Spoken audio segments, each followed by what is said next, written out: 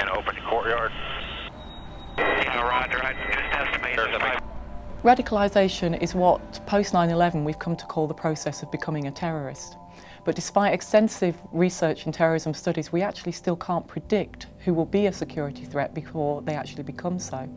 And as a consequence of that, young people often feel themselves to be labelled as security risks, when in fact they're not.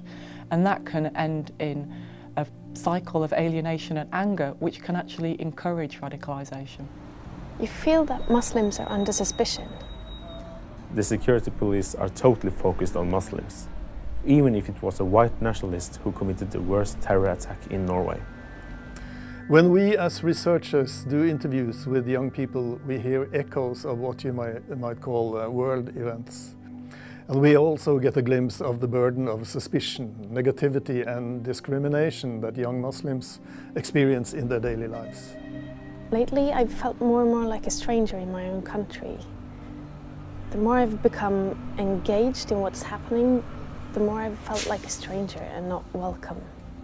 Youth with extremist views have often been bullied, been involved in crime or in conflicts at school, and many hold a pessimistic view of the future. And if they are immigrants, they have experienced harassments because of religion, ethnicity or skin color.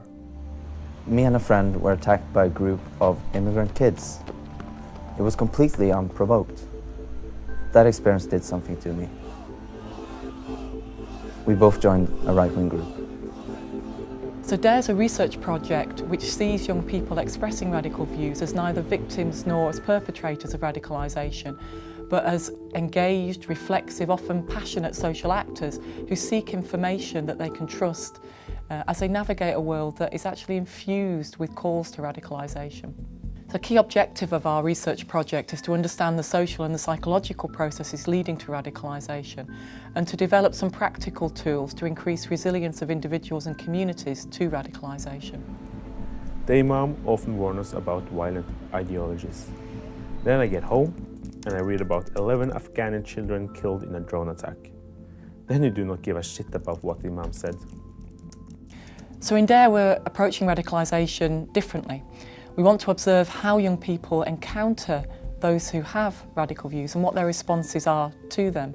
And that means understanding why and how some young people become violent extremists. But perhaps more importantly, it means understanding why most people don't.